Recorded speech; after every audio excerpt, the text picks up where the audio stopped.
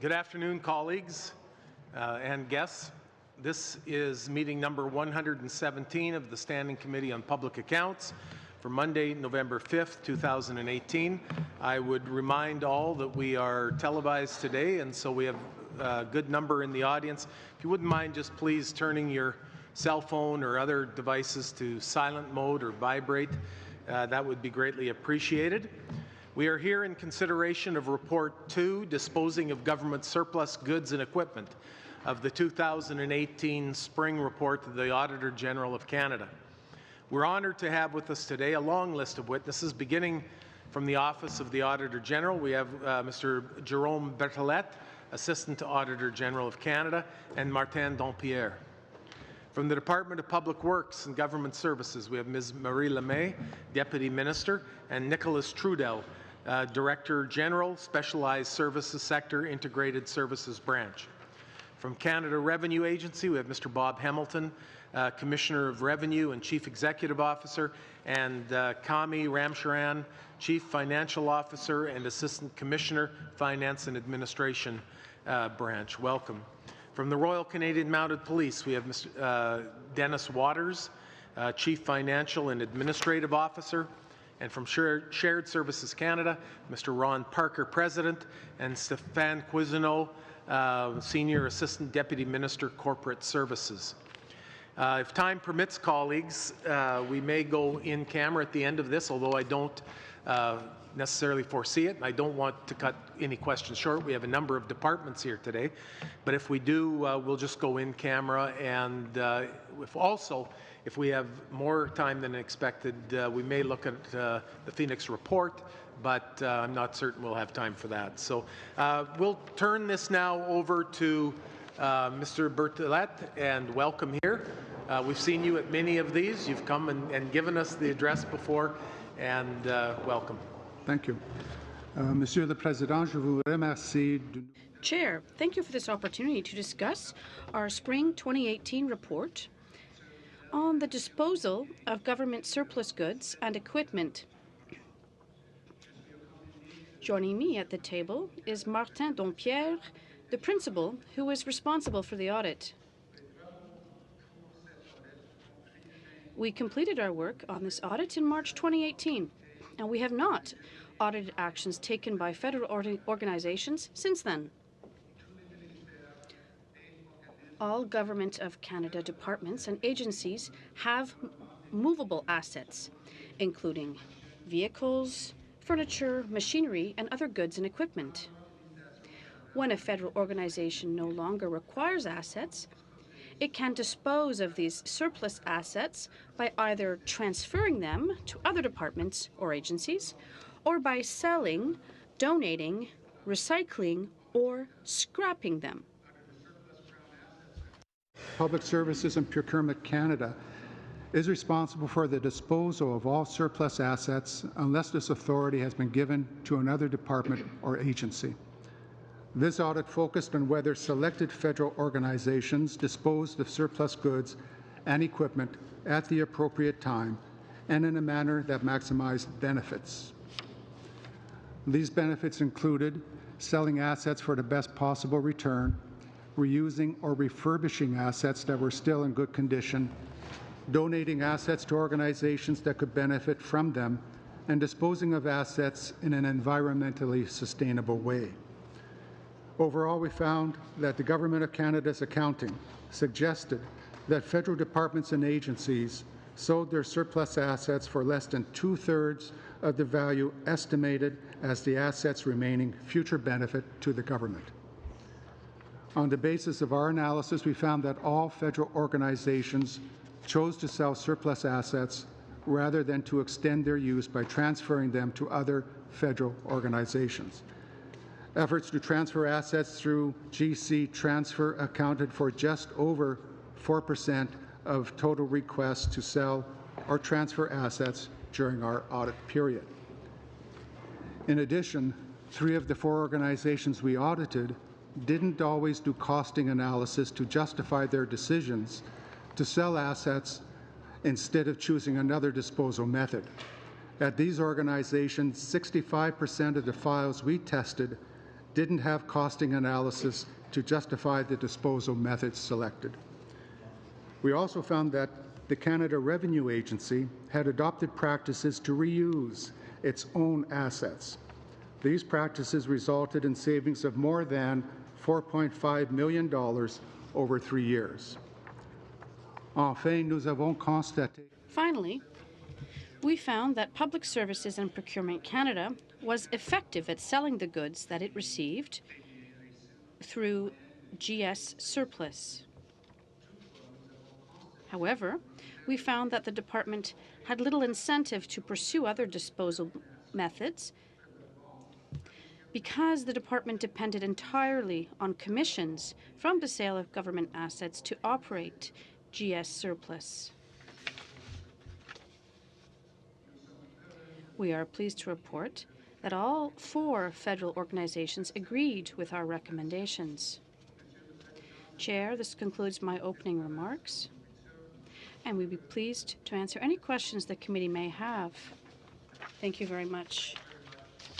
We'll now move to the Department of Public Works and Government Services, Ms. Marie Lemay. Thank you very much, Mr. Chair. First, I want to apologize for the voice, and I hope it's going to stick for the time that I'm here. Mr. Chair, I want to thank you and the members of the committee for this opportunity to discuss the Auditor General's report on the disposal of surplus goods and equipment in the Government of Canada. I have with me at the table, as you said, Nicolas Trudel, who's the Director General of Specialized Service Sector, and in the room with us, Marty Muldoon, who's our Chief Financial Officer. The focus of the audit we're here to discuss was to determine whether federal organizations dispose of surplus goods and equipment in an appropriate time and in a manner that maximizes benefits.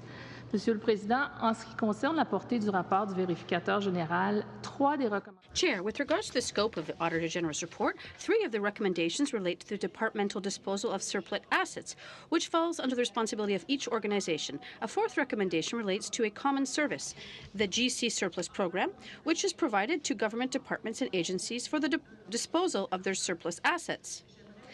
I'd like to take a few moments to explain this common service provider role. And if you have any questions later, we would be happy to provide you more details. GS Surplus offers advice and guidance to departments on disposing of surplus assets.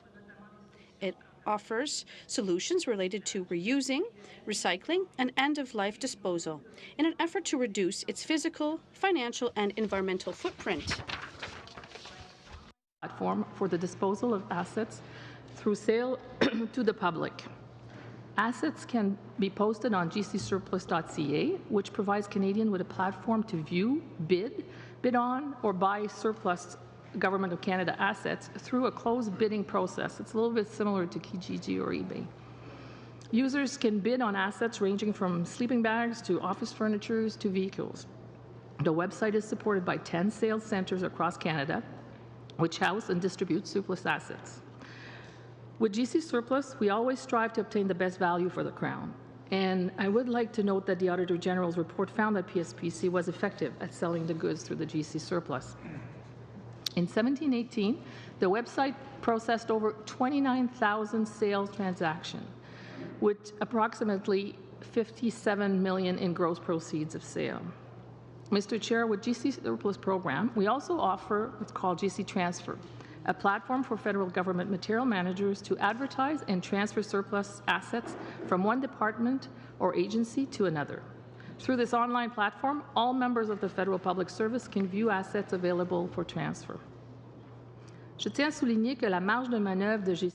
I'd like to point out that the scope of GC Surplus is limited in a few respects. First, there are certain departments that are not required to dispose of their assets through PSPC. Some of those have been given the authority either by legislation or under the Directive of Disposal of Surplus Material to manage their own disposition efforts.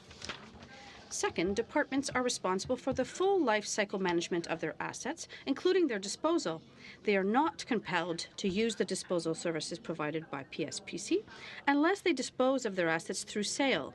Departments can make their own decisions to donate surplus material, transfer it to another department, or to simply to scrap it. Finding, I can tell you that my department has accepted in full the findings and recommendations of the Auditor General, and we have put forward an action plan to effectively address each recommendations. As a department responsible for disposal decisions around our own assets, our action plan includes several measures. PSPC will review its asset lifecycle processes to ensure the disposal of its own asset meets the criteria laid out by the Auditor General, and we pledge to do this in the most cost-effective manner. We will undertake a review to identify a mechanism to donate surplus asset in a fair and transparent manner, and PSPC will implement a standardized process to document disposal decision, and we've committed to implementing this process no later than spring 2019. Our action plan also includes enhancement to our role as a common service provider. In particular, expanding services under the GC surplus and encouraging the donation and reuse of assets across government. It's important to note, Mr. Chair, that PSPC is limited in its scope. As I mentioned earlier, departments are, by and large, free to do what they want with the surplus assets without involving the common service provider, GC surplus. In addition, we are bound by the Treasury Board policy on management of material and their directive on disposal of surplus material when it comes to the disposal of surplus material through donation or transfer. According to the directive's requirement, decisions related to donation or transfer are made by the department disposing of the surplus asset. Once a decision to donate is made by the department, that department is directly responsible for making that donation. GC Surplus currently plays no role in donating surplus goods on behalf of other departments.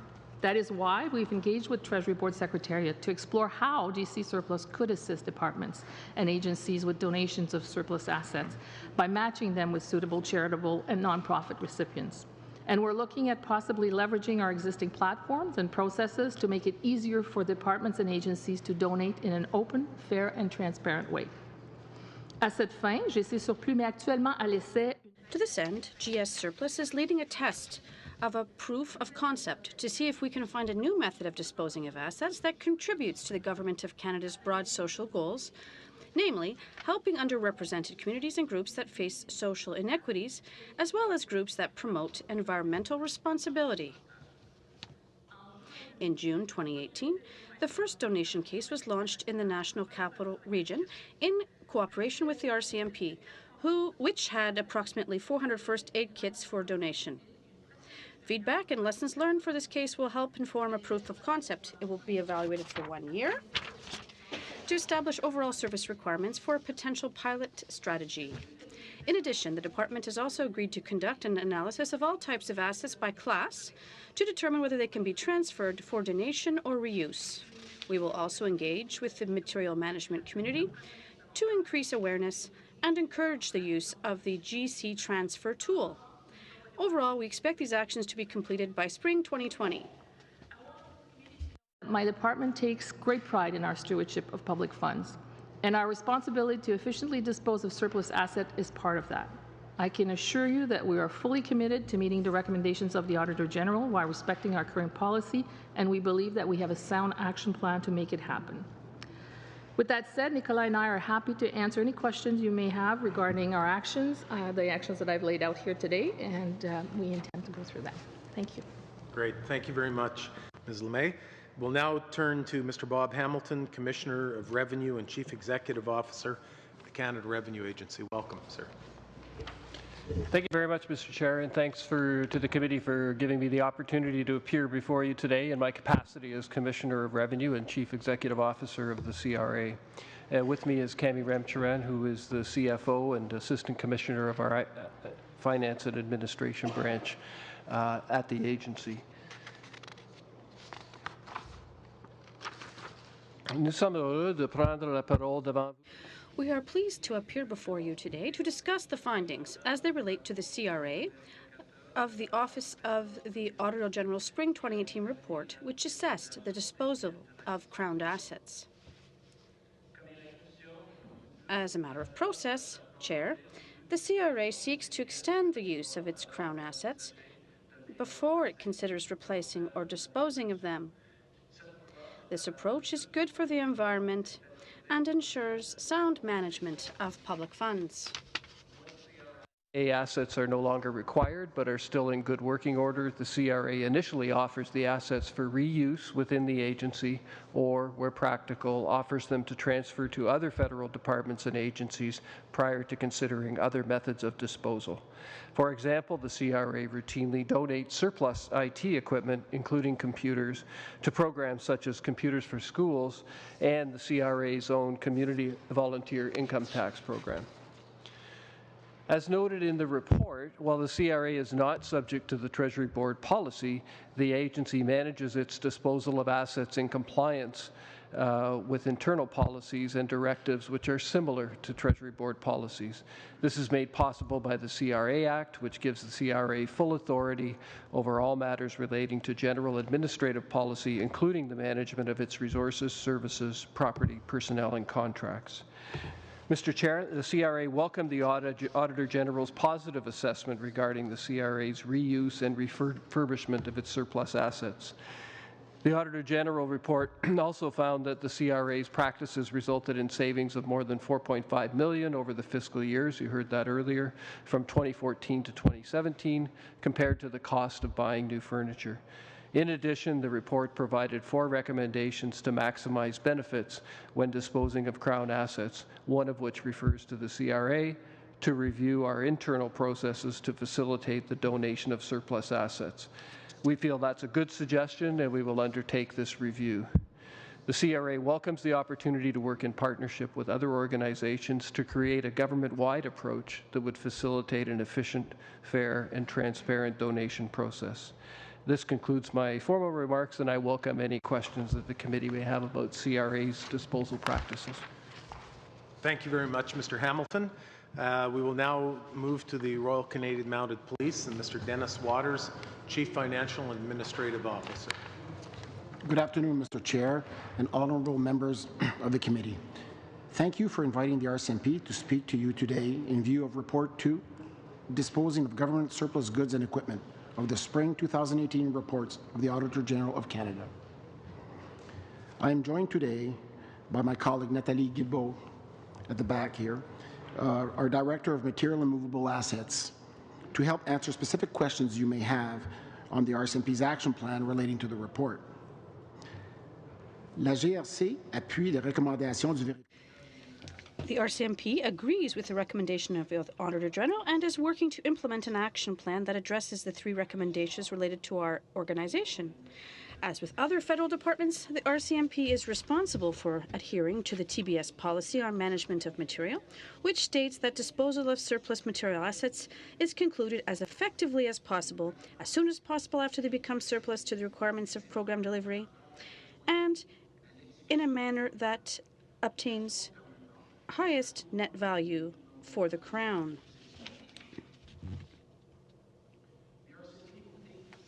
overarching criteria, best value for the Crown that is, as it moves forward addressing the audit recommendations relating to the RCMP. The Auditor General's recommendations and the RCMP action plan are summarized as follows.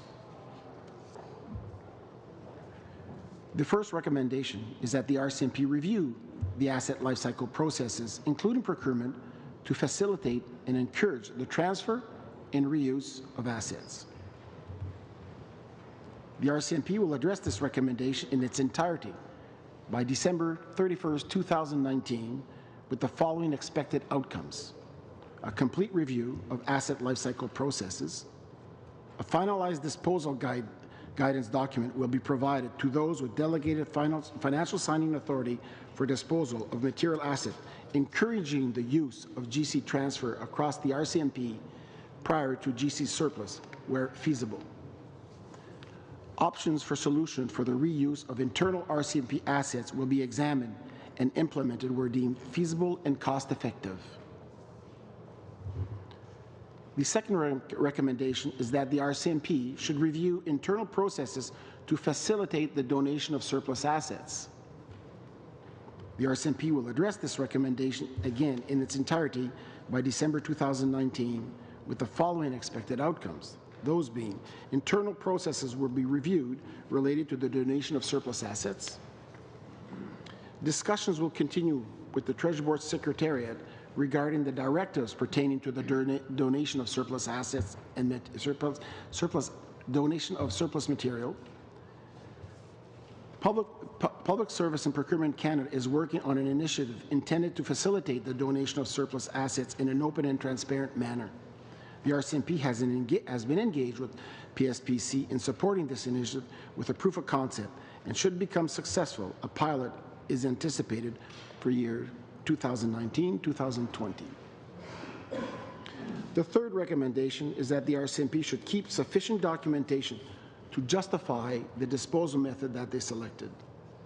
The RCMP should consider standardizing their forms to ensure consistency and consider all factors when making disposal decisions, such as disposal costs, asset value, and environmental impact. Again, the RCMP will address this recommendation in its entirety by December 31st, 2019, with the following expected outcomes. We'll develop a disposal form for the RCMP that allows for the documentation of disposal decisions while strengthening the approval process. We'll implement an electronic approval system that aligns with the delegated financial signing authorities and allow for performance measuring and reporting. La GRC est persuadée que la mise en œuvre du The RCMP is confident that the expected outcomes of the action plan will address the recommendations of the OAG. The RCMP will ensure internal processes are reviewed and will encourage all methods of disposal, including transfers, reuse, and will facilitate donations. The RCMP will ensure that all factors are considered when making disposal decisions in an effort to dispose of surplus goods and equipment in a manner that maximizes benefits to the Crown. Thank you for the opportunity to speak to you today, and my colleague and I would be happy to answer your questions. Thank you. We will now, last but certainly not least, move to Mr. Ron Parker, President of Shared Services Canada. Mr. Parker. Thank you, Mr. Chair. I'm also pleased to be here today before you on this Auditor General report. I'm accompanied by Shared Services Senior Assistant Deputy Minister, Stéphane Cousineau.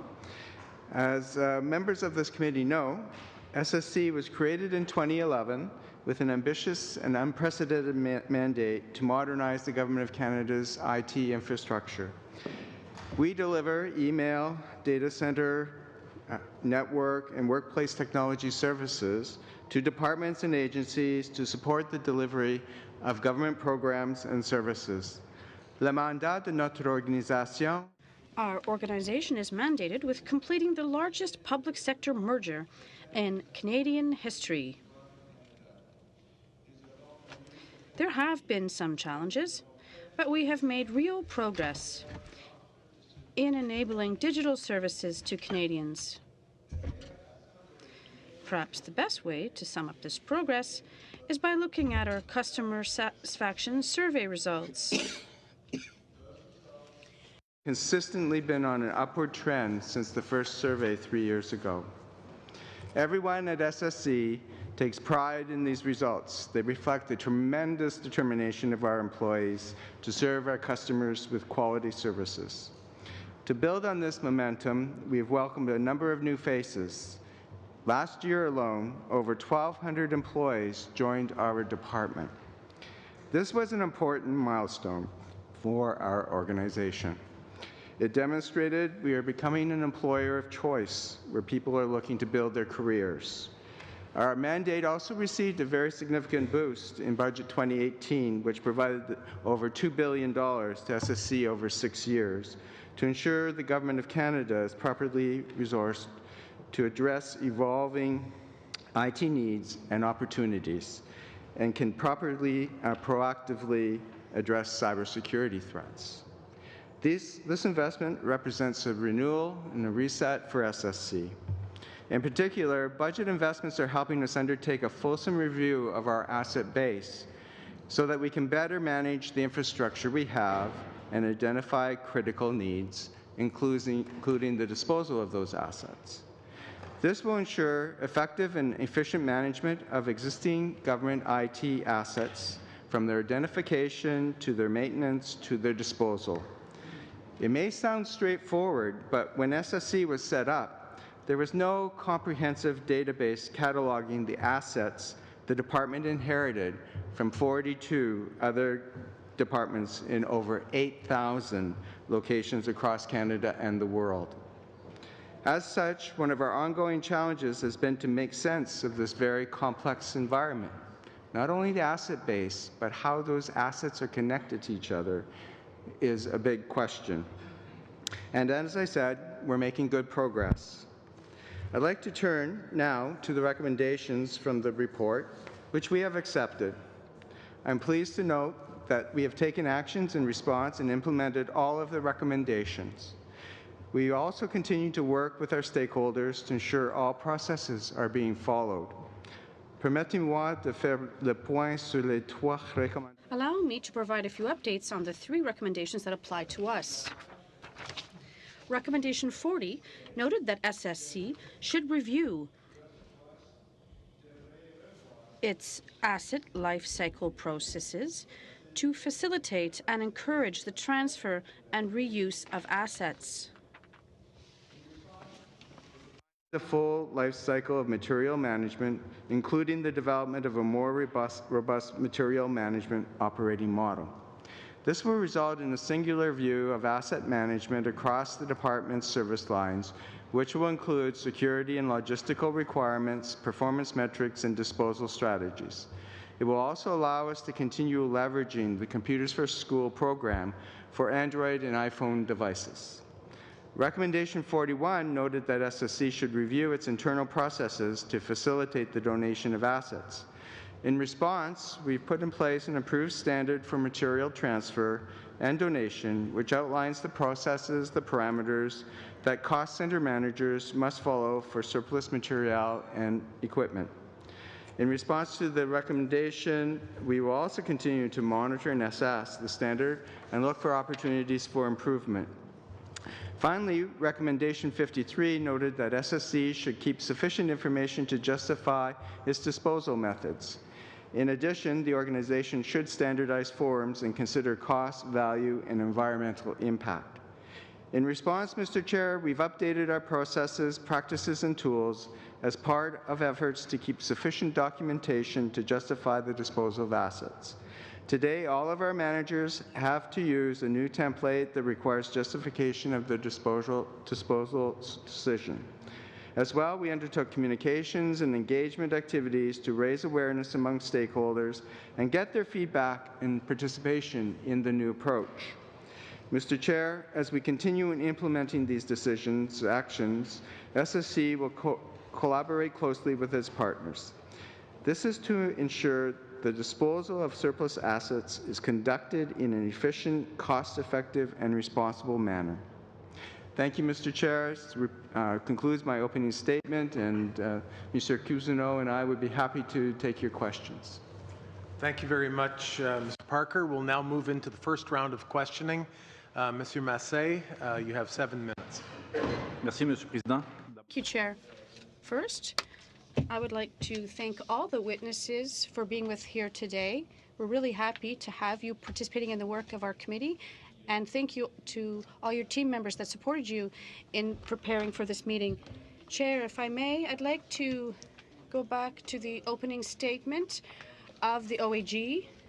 Mr. Berthollet was saying, well, that based on an analysis, and I'll read part of his statement, it said that we noted that all federal organizations decided to sell their surplus goods rather than transferring them to federal organizations to prolong the use. Only 4% of all sale requests or transfers that were done during the audit period. Ms. Lemay also mentioned in her opening statement that GC Surplus provides advice to departments about the disposal of surplus goods. So, Ms. Lemay, does your department provide advice to departments that for them to use GC Surplus more rather than GC Transfer? It's up to the departments to decide whether they want to sell, transfer, or donate or recycle their surplus goods. So what is clear for us is, in our new approach, is that we're trying to promote the transfer of goods, but it is up to the departments to decide what they would like to do with them. And as the OEG has noted, profits from the sale come back to the department,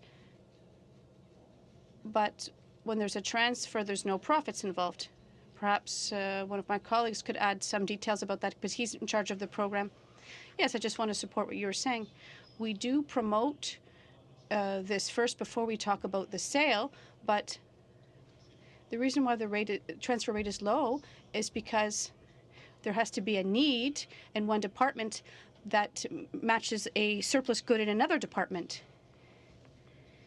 And most departments use their goods fully before they transfer them. So often the goods are very highly used, and to minimize costs, departments like to buy new goods or material and don't want to reuse a good that's at the end of its life. Another question from Ms. Lemay. Are departments the only ones responsible for determining the use of their goods? Or, for example, is the central agency responsible for providing overarching policies or directives regarding the use of their goods once they've been used? We're all subject to the Treasury Board directive. There is an opportunity in terms of donations right now, and the TB's policy does not allow the GC Surplus Service to offer the possibility of donations on behalf of departments. And that's why we're working with the Treasury Board to see if there's an opening here. So we are doing some trials right now. There's going to be a pilot project. We've started with RCMP, and we've also worked with PSPC, and we're looking at ways to promote donations. And this will require Treasury Board support, but there seems to be some opening there, and we hope this will work. Thank you. I appreciate your answer, because I agree. As an MP, we have offices that we manage in our ridings, and since I've tried to use the services to make donations of technical equipment or computers, I can tell you that it's rather tough to donate them, because I've tried to do this, even though some regions like mine really need such equipment because their economic situation is tough. So I'm really happy to hear what you're saying. Do you think that the Treasury Board executives should modernize its policies and directives to facilitate somewhat the work of PSPC and other departments that you serve? Yes, we're working with them right now on this. The first stage is to see whether there is a real need. How can we match departments with the various organizations that are making donations? And there seems to be some need, so the Treasury Board is working with us hand in hand, and I'm very confident that we are going to achieve the positive results that they've announced. Chair, if I can, I'd like to go to the CRA now, because the Auditor General mentioned that the agency had adopted practices to use its own goods, and this seems to be working relatively well, or very well, rather, because the CRA enabled its department to save $4.5 million, if I remember correctly. So I know that the CRA did not implement the Treasury Board's policy. So what allowed the agency to use its goods in another manner? Thank you for your question. our situation is a little bit different than that of other departments. We have more authority to be able to directly sell goods that other departments don't have. But we did implement a moratorium for offices and chairs and other items. And for the CRA, our policy was to transfer the goods within our department for offices and other things so that we could reuse equipment within the agency. As you mentioned, this was a success, and we were able to save quite a bit of money. So we have a different capacity than other departments, and it's also the CRA's policy to have a different system to force people to reuse materials, equipment rather. We'll now move to Mr. Kelly. Thank you. And I'll maybe continue on with the CRA. And so if I understood correctly, the CRA offers equipment to other departments of the federal government through the GC transfer, but does not. Do you also participate for acquisition purposes with the program? Well, as mentioned, we have some unique authorities that we can buy and sell. We have more authority to buy and sell than a normal department. In this case, the example that we were just referring to, we actually had a policy of forcing ourselves to reuse furniture within the agency so that there was a moratorium on buying new furniture. You had to reuse first. And so that results because of the authority that we have, but also a policy that we put in place. We do also, just on the broader scope, we can donate equipment to schools, and we have our own community volunteer program where we can provide surplus IT equipment to them. Thank you. The $4.5 million in savings identified by the Auditor General, do you attribute, is that basically all a function of just making do with older furniture? Is the furniture piece really the key here? Well, I mean, I would ask Cami if she wanted to break down but certainly the furniture equipment that we have within the office was the bulk of that was where the policy was targeted at, and that was, as I understand it, the main source of those benefits. But Cami, I don't know if you want to elaborate on that point. Sure.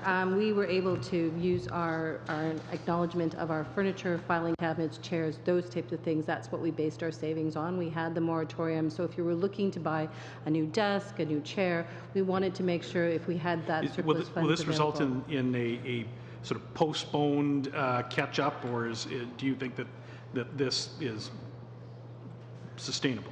No, it is sustainable. Okay. So we looked at our savings over 3 years, and each year we had savings by virtue of doing that. Okay, I might ask then Ms. LeMay to comment on the broader government then. If the CRA can make do without replacing its furniture as quickly and save several $1 million, can we not, why isn't the rest of the government adopting that approach?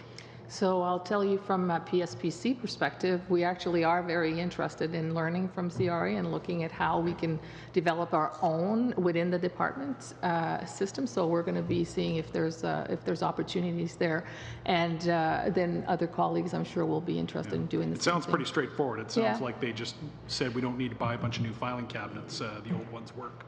Yes, the reality is, I know in our case, the furniture, we keep it for a fairly long time. So, but we do need to look into it. I mean, anything that can make us better, we'll look at it. Okay, thank you. Can I talk maybe a little bit about security on the disposal of electronic equipment? Just today, in talking to some staff on the Hill, I heard an anecdotal story about boxes of BlackBerries being disposed of, still with active SIM cards in them. This level of carelessness, I guess. So this is a story that is circulated around the Hill. What steps are taken to make sure that something like that doesn't happen? Especially, and maybe I'll get the CRA also to comment on this because they have their own procedures, and the sensitivity of the CRA, well, all government information, but perhaps the CRA is even more so than some. Could you comment on security? Do you want me to go first, or? Sure, if you like. I mean, I can start from the CRA perspective, and I would say first and foremost, we work very closely with Ron and his team at Shared Services Canada in terms of the security on devices and what we have to do. We obviously take every precaution to protect taxpayers' information. It's number one job in the CRA to do everything we can because of Section 241 to protect that information. And I would say that overall, the government has very strict policies on ensuring the security of information, and I would say at the CRA, if anything, we try to be a bit stronger than that just because of that elemental sensitivity of taxpayer-specific information. But overall, I would say that we are very similar to what other departments and agencies do within government. 100% confidence that in your ability to manage disposal of equipment with sensitive material on it? Yes. Okay. Okay, and I've got a couple of moments left anyway. Maybe have both Mr. Waters and Ms. LeMay comment on that as well, on the security aspect of disposal of equipment. So thank you for that question. If you don't mind, I think my colleague Ron Parker or Nicolas would be really well positioned to answer. Okay, go ahead. Sure. Well, there are guidelines as to the proper procedures to follow with respect to the disposal of those assets. In terms of the specifics, Stefan, do you have those handy? Unfortunately, I don't, but for having been a CIO in 4 different departments, I will confirm that, yeah, there is a specific process that must be followed in terms of procedure of destruction, for example, by BlackBerries, but also other devices. Just on that, would you mind getting that to our committee at a later date, please? Thank you. Were we finished on that, Ms. LeMay or Mr. Waters? Go ahead. Okay, yes. No, I agree that, especially when it's for the disposal of some electronic information, be it computers, be it BlackBerries or whatever, there are processes to follow to make sure that the information there is not made accessible to the public. And we... A moment left. I'll ask Mr. Berthollet to comment if you are satisfied with your findings around the security of destruction of sensitive equipment. Yep. So basically, when we did our visit of sites specifically, for example, the RCMP, when they return either computers from their vehicle, the servers or the hard drive are disposed or shred. There's a process that exists specifically to dispose. So did we attest? Did we look at that specifically? No, but we were informed that there's a process that exists to dispose of either IT equipment through Those procedures was not part of the scope of your study? No. Thank you. Thank you, Mr. Kelly. We'll now move to Mr. Christofferson, please, for 7 minutes. Thank you, Chair. Thank you all for your attendance today. So we have a report that is not necessarily good. It's not horrible. The focus of the audit, page 2.10, this audit focused on whether selected federal organizations disposed of surplus goods and equipment at the appropriate time in a manner that maximized benefits. Conclusion, 2.63, page 13, we concluded that the selected federal organizations did not always dispose of surplus goods and equipment in a manner that maximized benefits. So, to fail, but given what we've seen recently, I have to say that it's not the end of the world. What really stands out, Mr. Hamilton, you should hope this meeting goes on forever, because Canada Revenue Agency is looking great through this whole thing, and I want to raise that because I think it's really important. Most deputies at one time or another have had a difficult time here at this committee. You in particular recently went through the meat grinder on issues that still get referred to in terms of major problems at Canada Revenue Agency, which I hope you're diligently working to rectify. But I think it's always fair and important that this committee also go out of our way to give credit when an agency and a department has done well and has done things right. And you're the gold star pupil in this one, Mr. Hamilton, and I just can't emphasize enough how positive this is for your organization, and I would strongly recommend, whether it was yourself, to tell yourself to keep going down that road, or if there are other key people who made this happen, that you go out of your way to find out why that worked. What was the incentive that made it work? I find it interesting and passing strange that the agency that did the best was the agency that didn't have help from Treasury Board. Everybody that got help from Treasury Board didn't do very good here. CRA, who did it on their own, did a great job. And I wanted to point it out because it just kind of stood out. Even in the recommendations, page 8 jumped out at me. And normally, you know, that stuff's meant to say what it's supposed to say. But however, I thought it was very intriguing. The response of the Canada Revenue Agency was, and they were the only ones that I saw that took sort of a government-wide perspective, and it was a simple sentence, but I thought it said a lot. And I'm quoting.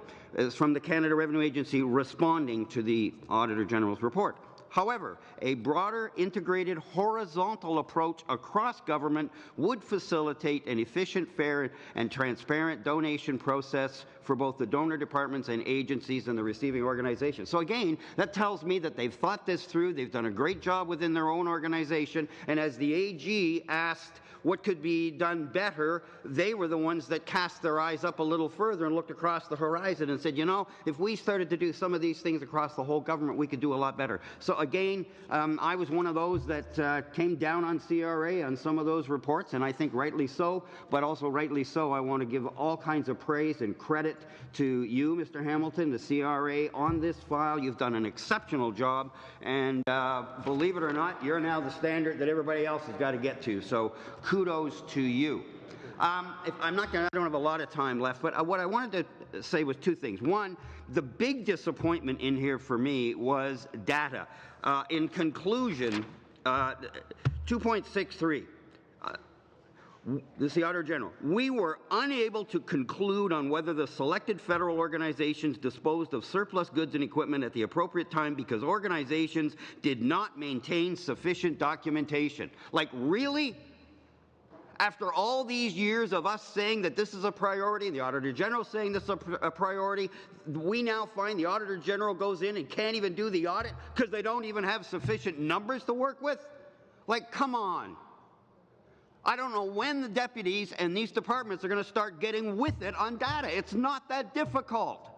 And yet it's something that keeps falling and falling and falling. And so I, for one, I'm sure the colleagues too, we're going to continue to press on this. We committed that this was a priority for this committee in this Parliament, and so far, across the board, most entities are failing horribly. And it's time to get your act together. So that's the big rant on this one, is that just jumped right out at me. But if I've got the time, Madame Lemay, I also wanted to note that you took some credit that the AG said that the GC surplus did a good job, and they did. And you were right to point that out, and kudos to them. What I want to get at, the question I have is that the CRA, what they did best was also finding the donations. But when I look at the rules around GC surplus, they're based on commission and profit, and you've mentioned that already. Is there something there that we need to change so that that entity gets a financial credit, since they're already set up to receive commissions when they sell? Is there some way that you can think of, the AG, that we could credit them with dollar value to create the incentive so that GC surplus would want, where they can, to make transfers? Because right now it looks to me that if they go with a transfer, they run the risk of losing a potential sale, and they kind of need that money because they're profit oriented. So that would be my one question in terms of how we can improve things going forward. So thank you for that question, and totally agree with you that we do need to look at that. If you don't mind, I would like Nicolette to tell you a little bit about what we're doing on that front on the donation, because there's a proof of concept that's being done. So maybe. Thank you. So possibly there's a disincentive to transfer and acknowledge that.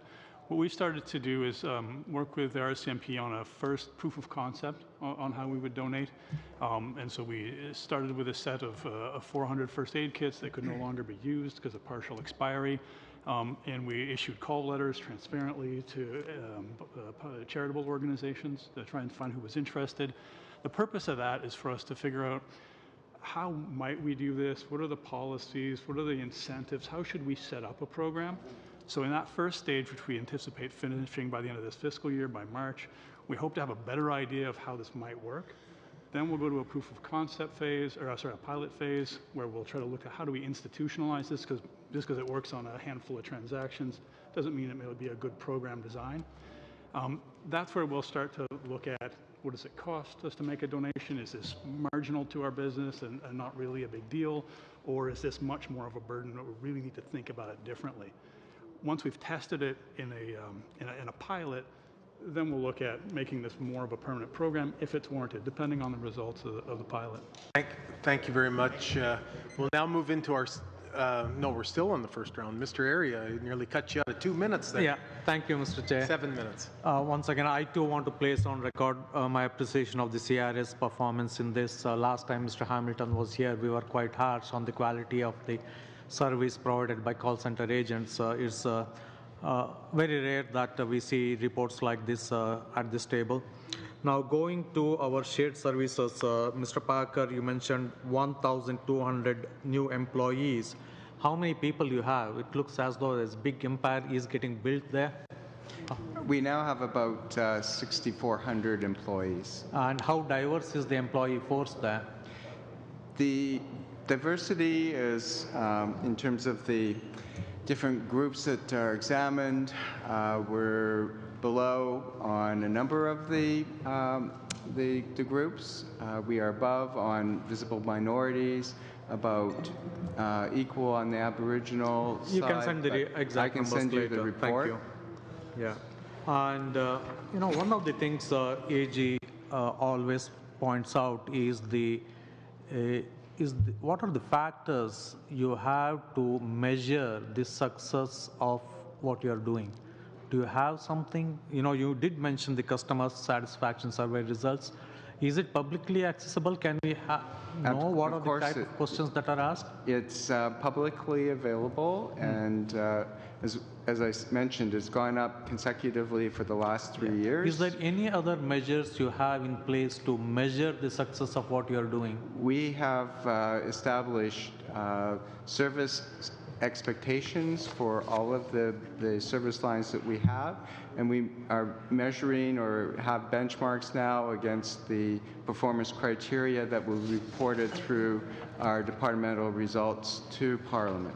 And with 6,400 employees, with additional $2 billion being invested in your department, as I said, you have an ambitious and unprecedented mandate to modernize the Government of Canada. Trust me, I am scared to find out what will come out of it, especially with our experience with regards to Phoenix.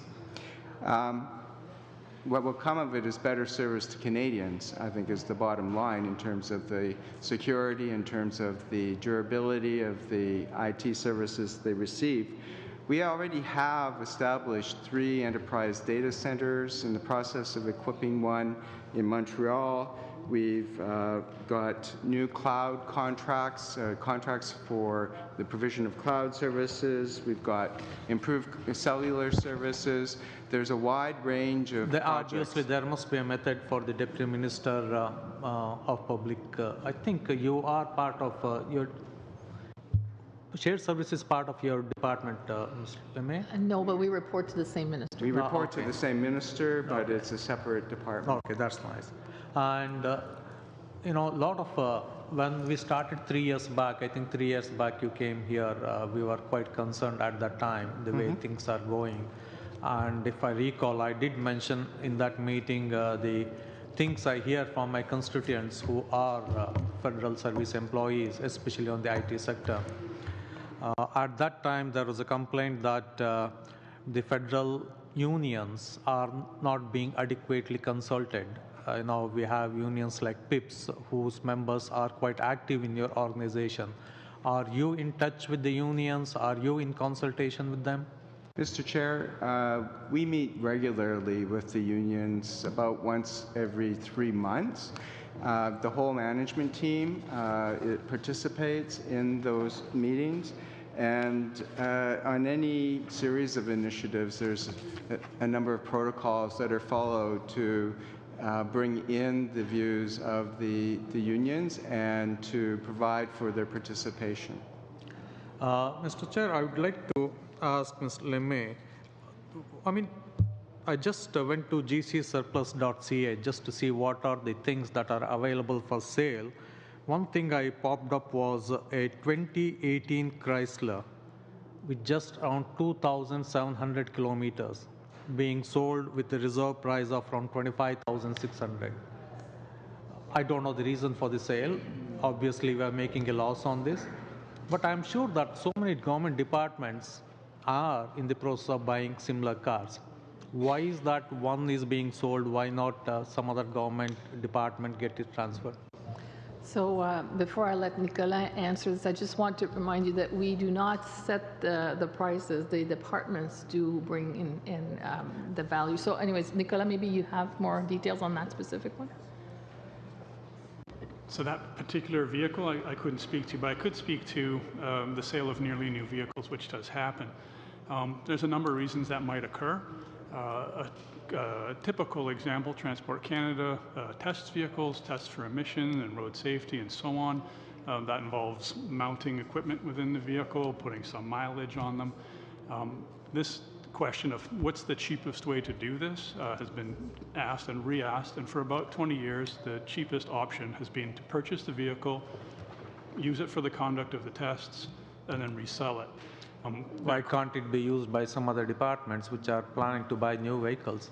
Yeah, so not all vehicles meet the requirements of the program, so there's specific vehicles that they buy for specific purposes. So I'm talking of a general car, 2018 Chrysler, all the specifications are there. I can bet if we go through in the next 12 months, several other departments will exactly probably buy the same model.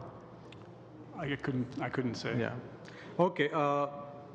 So what type of surplus assets should be transferred and sold? Is there any sort of criteria? The assets are intended to have a positive net worth, so it's not a garbage bin. The assets sent to us are intended for sale and should have a positive net worth. They should be safe for sale, so we don't handle firearms or alcohol. No. What I'm trying to get is that lots of chairs are getting sold. There's a refrigerator that is getting sold. If they are in good usable condition, why not some other department use it? Why is that it has been put up for sale? Yeah. So we do a fair amount of promotion of the transfer program, and with the Auditor General's results, we'll pledge to redouble those efforts. But moreover, the Government of Canada is a very large enterprise across the entire country, and there's a large cost to holding and storing end-of-life assets in the hopes that some other department might use it. So we have a very lean organization. We don't have massive stocks of inventory. Our purpose is to receive and dispose, and we try and do that as timely as possible so that we don't end up in the storage business. Thank you very much. We'll now move to Mr. Nicholson, please. Well, thank you very much, and thank you to all our witnesses today for your presentation. I think it was all very insightful and I think very helpful to this committee.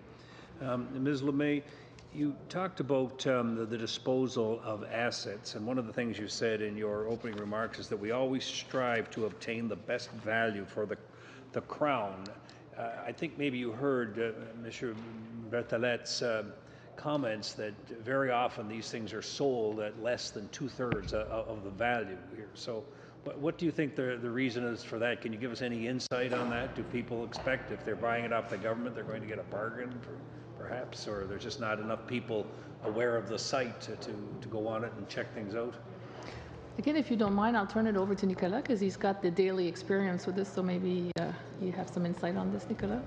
So first off, there's a difference between the accounting value and the market value of what's purchased. We get about 100,000, like 90-some thousand site visits every month, and we have nearly 100,000 registered users. So we believe that we've got a liquid market. When we post an asset, we feel that's a fair opportunity for it to receive value like any other auction. We know that there'll be a difference between what it was purchased for, its book value, and the market value. They're all different things, but we feel we are getting a good value, and I think the auditor's report acknowledged that. Mr. Berthelot, perhaps you could comment on that, or Mr. Dampierre. Is it they're just getting 2/3 of the book value of it? I mean, I can appreciate that goods depreciate in value, but are they getting the market value, do you think? So basically, as we conducted our audit, we looked at 50 files per departments. And as it's been pointed out, it is the responsibility of the department to do the assessment of which method they're going to be using to dispose. And they do either a costing of the value of the asset. And if they reach a point to say that to sell an asset is more costly than the return, therefore they have to find another way of disposing of it. So, and that other ways would be a transfer, a donation, or recycling. So it's the responsibility of the department to make that assessment. So as part of our audit, we looked at these files and noticed that there were missing information to come up with that decision to determine which method is the best use. So that's why we have limited sort of observation on the maximization of the benefit, because files were missing that information. I guess that's one of the points my colleague, Mr. Christofferson, was making, is this the lack of information. And indeed, one of the recommendations with respect to donations, some of the background material, it said that 84% of federal organizations rarely or never have donated assets. I'm surprised that this is sort of a new idea to take over now, the idea of donating these things or recycling them, as you heard CRA is doing at the time. But what's been the problem? What do you think has been the holdup? Well, I will just give you my department's approach. I mean, I think it's clear from the audit that we didn't document as much as we should. To say that there was no process, I think we didn't document it well enough, and we will make sure that we do in the future, and we're reviewing the process for that.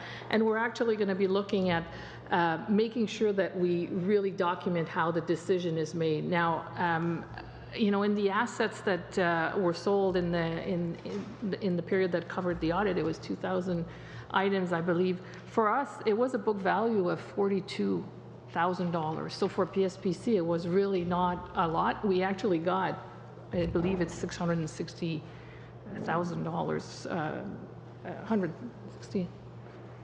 Yeah, 600,000. That's what I'm trying to say.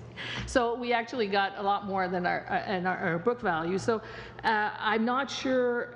Like, our internal process for us is we're gonna make it more rigorous. But when it comes to donation, the challenge is finding I think it's part of the time to really make sure that you do a fair and equitable process to donate. And that's what we're trying to do with the service provider side of things. So forget I'm wearing two hats here, but from the service provider side, what we're looking at doing is how could we set up a system that will make it easier for departments. It will be a fair and equitable process that will allow for the donation to happen. So we have to find the right way to make this fair and equitable. That's why we're doing these proofs of concept. We're going to do the pilot. We're working with Treasury Board because we believe that there's an opportunity there. But it's not easy right now for departments to go down that route and do it in a fair and equitable way. Is it the possibility that there might be liability if there is some problem with the product? Is this part of the hesitation, do you think, that's taken place over the years? Yes, I would say that's part of it. And that's all the different elements that we're trying to assess through this two-step process before we recommend a program, is to see, maybe it's not all the asset types that we can donate, right? And that's what we're trying to see. Does it work in a specific category better? How can we make it easier, but again, with the proper rigor and making sure that it's fair? open and transparent. The idea of recycling or reusing the office equipment and other assets, this is something else, it seems to me, that makes a lot of sense and would be fairly straightforward, it seems to me. Yeah, so there's the internal reuse that I think you've heard the CRA did with success. I think other departments are doing, but not as documented as they have and not as rigorously. So, but then there's the transfer between departments, and that's the platform from a service provider that we'll have to promote even more and try to find, again, maybe it's a question of the categories of assets that we can find and really put some emphasis to make sure that there's transfer. We have to spend a little bit more time on this. Thank you very much. We'll now move to Mr. Chen, please, in the second round, 5 minutes. Thank you, Mr. Chair. I want to thank all the guests who are before our committee today for providing their testimony. My first question is to the Auditor General's office. Exhibit 2.2 on page 7 of the AG's report gives a summary of the number of items that were requested to be transferred or sold per federal organization. And the numbers are all over the map. I know with respect to CRA that they do operate under different policies that they develop because they're not subject to the Surplus Crown Assets Act. But with respect to the other departments, for example, you see Shared Services Canada at a ratio of 1 to 3. For every item they transfer, there are 3 that are sold. Whereas if you look at RCMP, for every item that they transfer, there are 133 that are sold.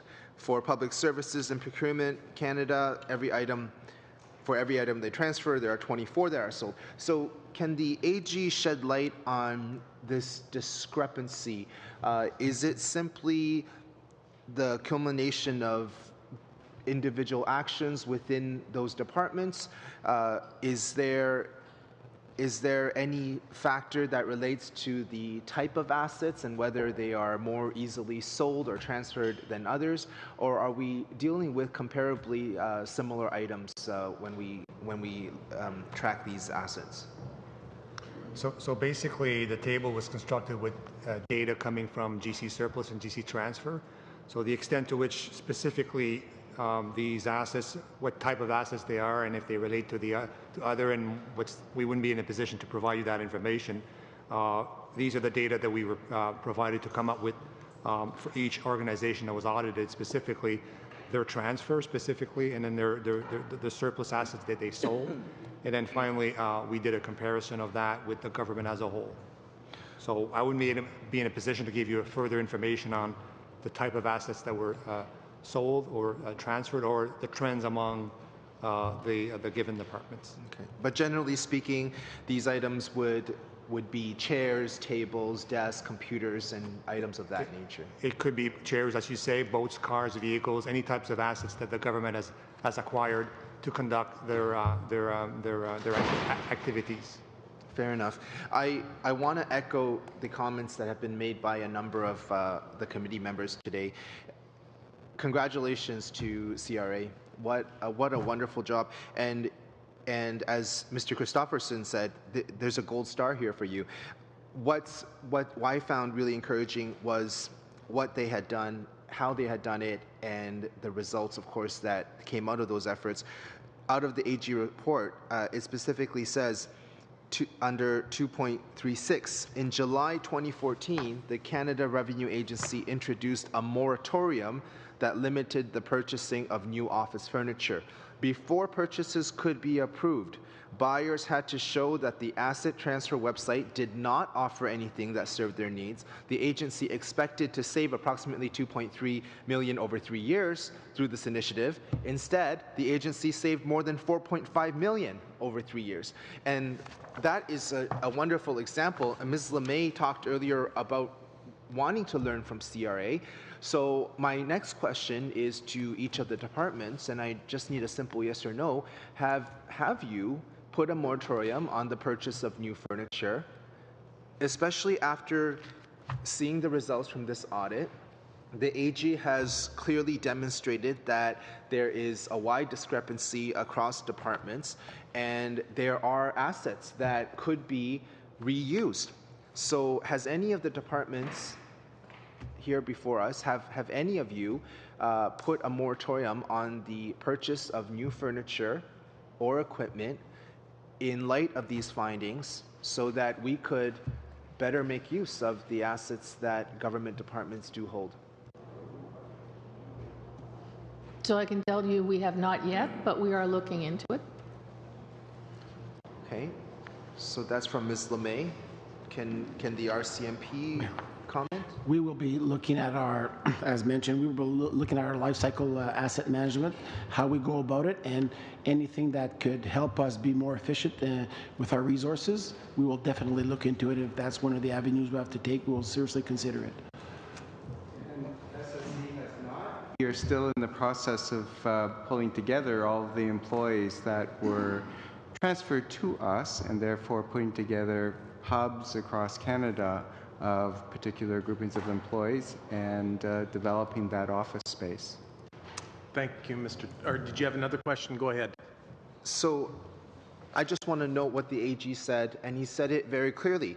Paragraph 2.37, in our view, with respect to the CRA's practice, this was a good practice that could be applied to other federal departments. So I believe the answers are all here, and you've got a model example through which we can learn across all departments to better use or reuse usable items and assets. Thank you, Mr. Chen.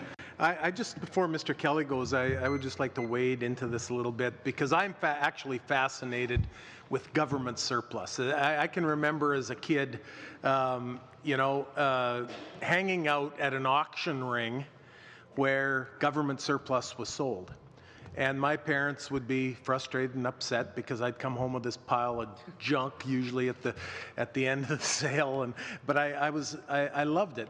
But you don't use the auction sale much, do you? You say you use Kijiji now, Ms. LeMay.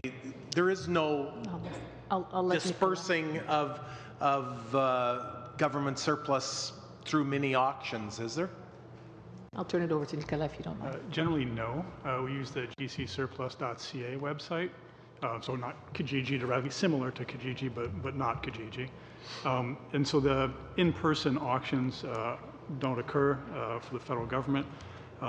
Maybe a decade or more ago, people would come to a site and make closed envelope bids, blind bidding, how it used to be done. The program has advanced enormously since then. So a warehouse sort of doorway auction may get a few dozen participants. I mentioned the traffic earlier. We have nearly 100,000 site visits. So that makes us more confident that we've got fair opportunity for everyone to participate. Except you could sit with that warehouse full for months. No, we turn our inventory over quickly. We did 29,000 transactions last year. So these are busy places. Assets come in and out quite quickly. And at an auction sale, they are at the auction ring and they're gone in one day. And there's multiple people there at the time, typically getting caught up in the passion of the auctioneer and bidding and buying. I go back to Mr. Aria's comment about the 2018 Chrysler. It sounds like a minister's car almost. That's the type where deputies that, maybe they didn't like it.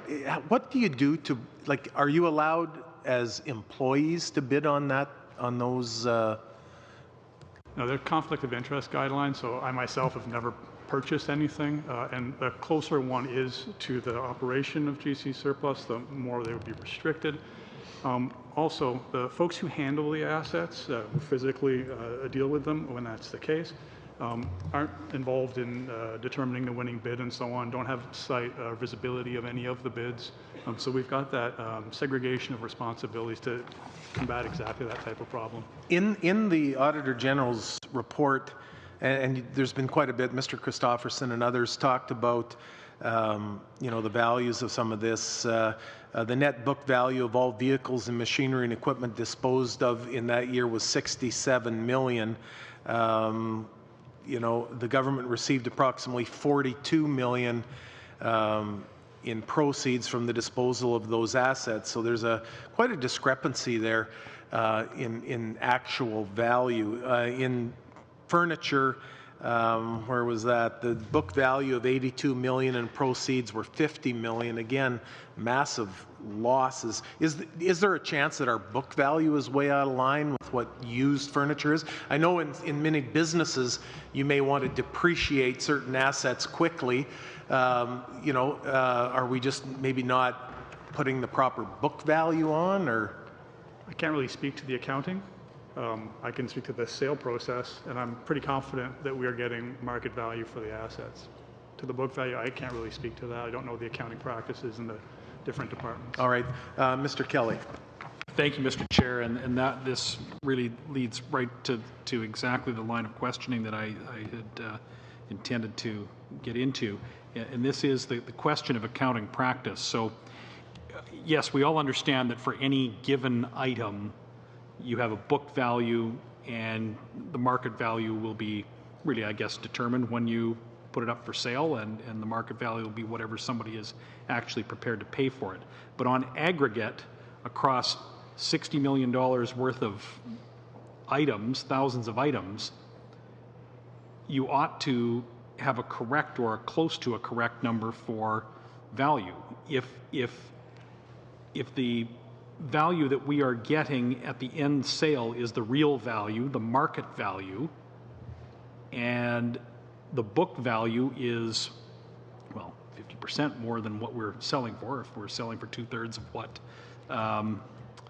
is on the book, that's a problem. And does the Auditor General's office have concern about accounting methods?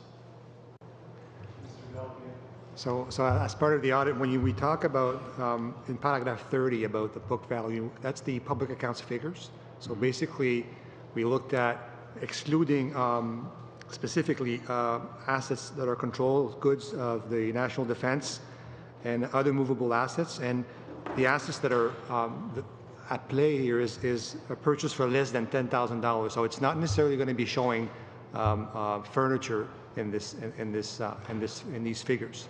Just to put that out there in terms of providing context. We did not specifically look at how each organization were amortizing specifically their assets to see if they were applying the right technique of amortization of their assets. So we did not look at that specifically as part of the audit. Do you think you will need to, given the discrepancy between what's on the books and what the Crown is actually getting for these items? As maybe I should have specified, we have no specific concerns with respect to that. We are trying to depict here all of government in terms of what the net book value is and specifically the sale of these assets. Okay, but I think Canadians would see that if the books say there is one value, and on the disposal of these items we're getting a different number, and it's only 2/3 of what's on the books. One of those numbers has got a problem. We are either short-selling we are either short-changing the Crown in disposal of assets, or across the board, perhaps, we're misrecording or misrepresenting the value of what's there. I think we need to address one of these two, and I suspect it's on the other side, on the disposal side.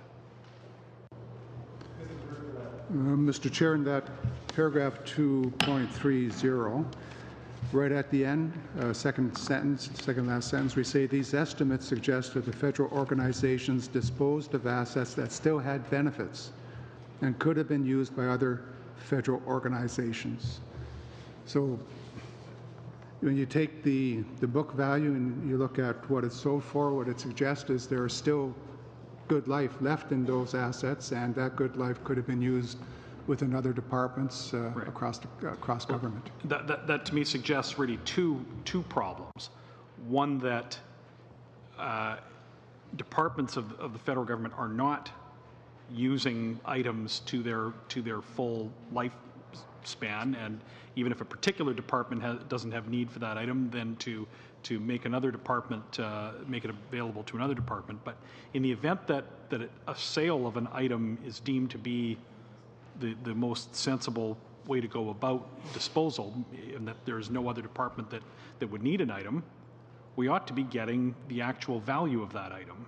And if we are getting the actual market price for these items, then they're not being recorded correctly right now. I suspect it's the other way around, but probably out of time, so I'll leave it at that. We'll definitely come back to you. Okay. Mr. Massey. Merci, Monsieur le Président. Thank you very much, Chair. My question is perhaps for Ms. Lemay or Mr. Trudel. Earlier, Mr. Trudel mentioned in his answer to the question he provided that there was roughly 100,000 site visits to the GC Surplus website. And Mr. Trudel also said that there were roughly 29,000 transactions, if I remember correctly, at GC Surplus. Mr. Trudel, if I may, tell me about the number of people who are registered on the GC Surplus site. And I'm asking this because when I went to the site, because I was interested, as you are, Chair, in these type of things, I looked at the number of vehicles that were on the site, because I like cars. And then a few years ago, I wanted to purchase a new Prius, and there were some battery problems, and I thought this could be interesting. But the price that the Prius was sold at was rather high based on the price I wanted to pay. So I think in some cases there is a good return for the government, but we have to sign up. And I remember I had to provide my credit card number. It's a rather complex process for, well, I have some experience in this type of transaction, so I'm wondering how many people are registered on the site so that they can use the GC Surplus site. A rough number. Almost 94,000 people. So what category are these people in? Are they mostly companies that are selling cars? Are they general users? Tell me how you establish these categories of users. Most of the users of the site are people who are there for their own personal needs. Like you, they want to buy goods. But there are a certain number of people who are there for commercial needs as well. They want to buy, sell, or use goods on a commercial basis. This represents roughly 1/4 of the users that are commercial. Earlier, in the questions that were asked by my colleagues, we mentioned that there was a challenge for GC Surplus. They had to generate enough funds to fulfill your functions, but I don't remember any proposals that were suggested, particularly in terms of the modernization of your systems, to update them. Because once again, when you look at the site, I think it could perhaps be updated. Do you have any proposals you could make to see how we could support you and how the government could help you with this? We started a project during this fiscal year at the beginning to modernize our website and to add additional functions that could help with the sale of goods and help our financial results as well, we hope. So we wanted to make the bids more transparent so people could see the winning bid price. To do so, you had available funds during your fiscal year, or did you have another strategy to be able to get the necessary funding to update the site? The program was fully funded by a cost system, and it allowed us to invest in the project rather wisely. The funds are managed by the Treasury Board, so we were very careful. They didn't just write us a blank check, but we were very efficient in managing the program, and it allowed us to invest in the IT systems that we need. Thank you. Chair, if I may, if I'm not mistaken, I asked a question to Ms. Lemay or Mr. Trudeau. What are the rough budgets that you have, your revenues versus your expenses, for GC surplus? Roughly, ballpark. This year, fiscal year, we sold roughly $60 million in assets, and the operating costs of the program were just under $12 million. So the proceeds from these sales allowed you to roughly recover your costs and break even. Well, the difference between the sale price and the commission was roughly $50 million, and this went back to the departments that owned the goods, and in some cases it went back to the Receiver General directly, but this was only a very small number of cases.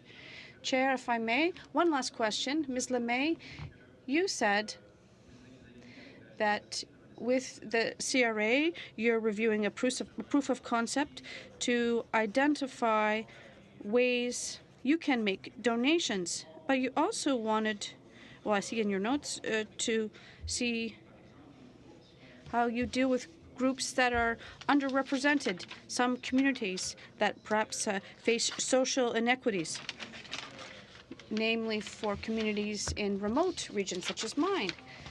It would be interesting to be able to help out these groups and organizations. So if, please tell me how you planned to do this and to help further support these communities and organizations. Ms. Lemay, thank you. That's what Phase 1 and 2 and the proofs of concept and the pilot project have helped us to define, because, as you probably well know, we have to do this fairly, and we have to make sure that we offer organizations that are really in need of these goods, and we have to do so in a transparent manner. So we have to really think about how we do things. We need specific projects and specific goods. We have to be able to see if we can have a program that will be properly supported and one that we can do in a transparent manner. So that's what our team is looking at right now with the RCMP first. And then there are a few other programs, including our own program, and we're going to use our own goods for a pilot project with another part of the organization. We're working on that. Christopherson. Thank you, Chair. I've only got 5 minutes, so I'll try to keep it tight. First thing I want to do is to underscore Mr. Chen's excellent question, which was that on the moratorium, where the AG identified that seemed to be the key to what made CRA so successful in this regard, and he asked for some comments back. They weren't all sort of straightforward, and I get that. It's not moratorium's not always the answer, but the AG suggesting it made a big difference. I think we should ask, I'm just asking colleagues, but I think we should ask all the entities here to provide a more fulsome answer in writing to us about the issue of the moratorium, but also Treasury Board, because they're the ones, CRA is outside their plans. If we're going to make some changes based on what CRA did, the way to have them most effective is to do it at the Treasury Board level, which then applies across the board to all the ministries.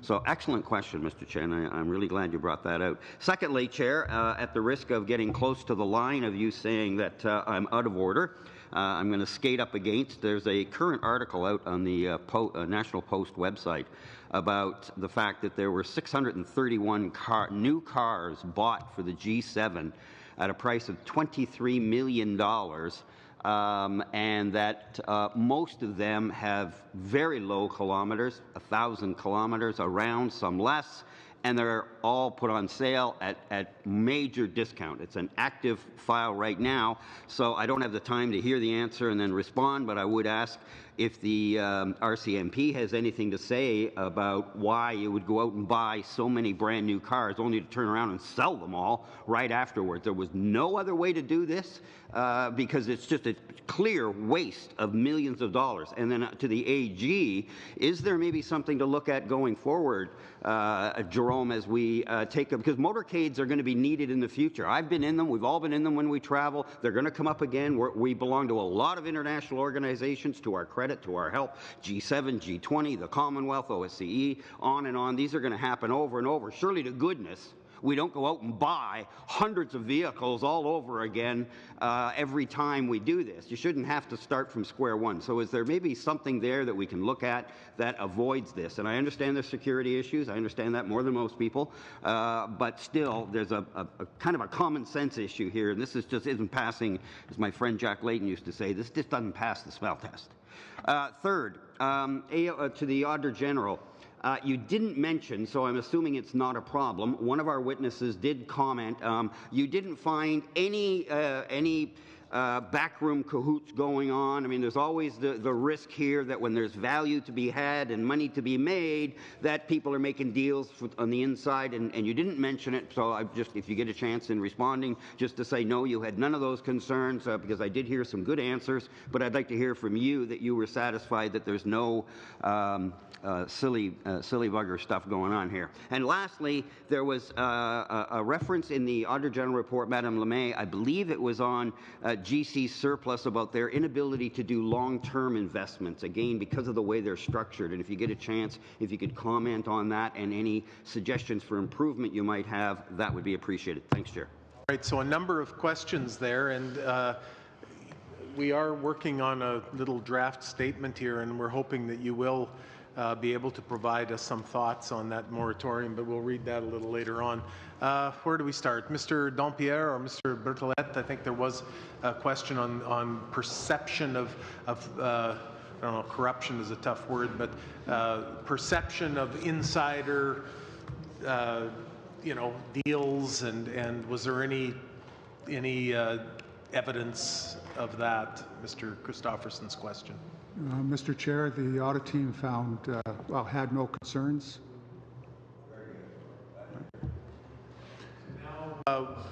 Mr. Waters, please. Thank you for the question, Mr. Chair. Yes, initially, when the G7 was coming about, we must do some pre-planning way ahead. And at that time, for the G7, there's a lot of uncertainty as to what dignitaries, what countries, who's going to be coming, how many will be part of their delegation that will be coming over to Canada. So what we did, we prepared a business case that compared the cost of leasing these vehicles versus buying them. And the business case concluded that it would be in the Crown's best interest to buy and then sell. We did do a business case for that. And also at the onset, it's very hard, for the lack of repeating myself, it's very hard to say how many people are coming, how many vehicles that you're going to need. I agree with you, it's a lot of vehicles, but the tolerance or the risk tolerance for those events, as you know, is pretty much zero. So this is why we worked with the security unit at the RCMP, and they were there to determine here are what the needs are going to be for the event. It's for sure we're not going to need all these cars once the event is finished, and that's why at the end of the event, instead of keeping the vehicles and doing nothing, and we must be able to afford them as well, the decision was made to dispose of those vehicles. I don't have time to respond, or I would. Go ahead, Mr. Christofferson. Yeah? Okay, thanks. The problem with that is that you didn't look at any other options. I mean, again, just thinking off the top of my head, are there not any major dealerships that would love to get credit for providing the cars, and they do just that? I believe one of the motorcades I was in, I asked them, because there were, I think it was Audis, and they were beautiful vehicles, and I asked, they said, where'd you get all these Audis from? And they cut a deal with the Audi manufacturer, and they took the credit for it, and then they gave them the vehicles, they used them, they got them back, and for them, the loss of the dollars was worth it. Is there not any other agency in government that could make use of a vehicle like that? So again, I hear you did the business case of lease and purchase, but one of the things we're talking about here is reusing and reallocating to other parts of government. I didn't hear you suggest that was looked at in the business plan, sir. And that's one of the issues we're focusing on here today, is that that's something that needs to be done more. And vehicles, it would seem to me, would be a ready asset to be able to utilize across the country, because Lord knows we must own enough vehicles in the Canadian government. And I agree with you in the sense that we need, and as part of our recommendation, we'll be looking at how we do our life cycle of assets, and we don't spend enough time like many of the other government departments, as the Auditor General highlighted, in looking at the possibility of transfers across government. But I'm saying specifically in motorcades that there ought to be, it seems to me, that there could be a template that you look at, and it starts with what do you do about vehicles, and that you thought this through ahead of time, and you find it, because it seems to me you're starting all over again, reinventing the wheel each time, and I think we could do better. That's my whole point. Thank you. Thank you, Mr. Christofferson. Now back to Mr. Kelly and Mr. Nicholson on a split. Mr. Nicholson. Yeah, just one question here, Mr. Chair. The more people who go on these websites to bid on these things, the better off we all are, in the sense that it would perhaps drive up prices here. What is being done to advertise that? I mean, I appreciate you have 100,000 people, but in a country of well over 30 million people, and you know, you do see quite a few government ads for different things. Do any of them ever include that people who might be interested in purchasing equipment from the government might go on one of these websites? So we use social media. There do some tweets. There's some limited promotion of sale through government channels. We don't purchase advertising. Do you think it might not be a bad investment at some point in time to increase that? We just recently conducted public opinion research. It's been published about both the user and the non-user community. And so we're using that to inform decision making.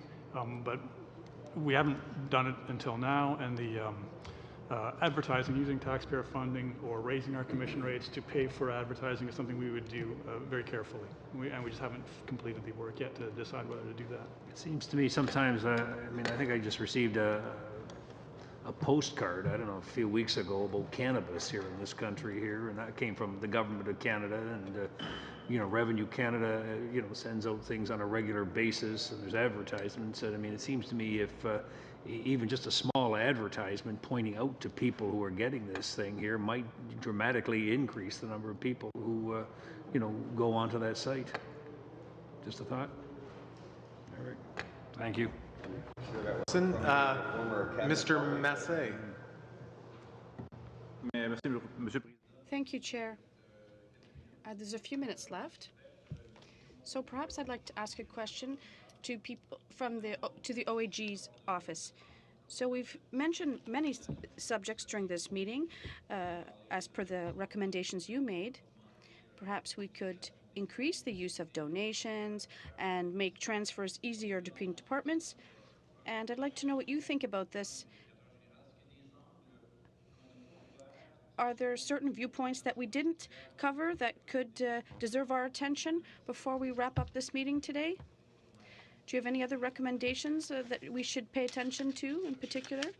I think I've mentioned the transfers, and that's something we noted. And the mechanism used by the government is often to sell things.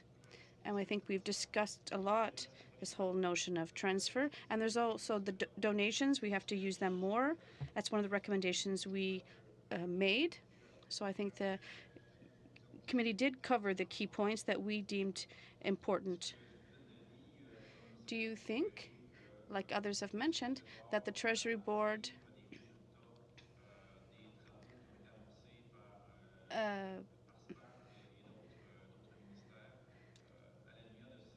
well, in light of the work that has been done by PSPC and other departments, should the Treasury Board not look at updating its policy given these results? I agree entirely. We really have to talk about this and mention this to them. There are other tools, and this is a logical approach and a step in the right direction. Thank you. Perfect. That's it for me, Chair. Any other questions? So I will just then thank each one of you for being here. It's good to have so many departments and our AG's office here as well.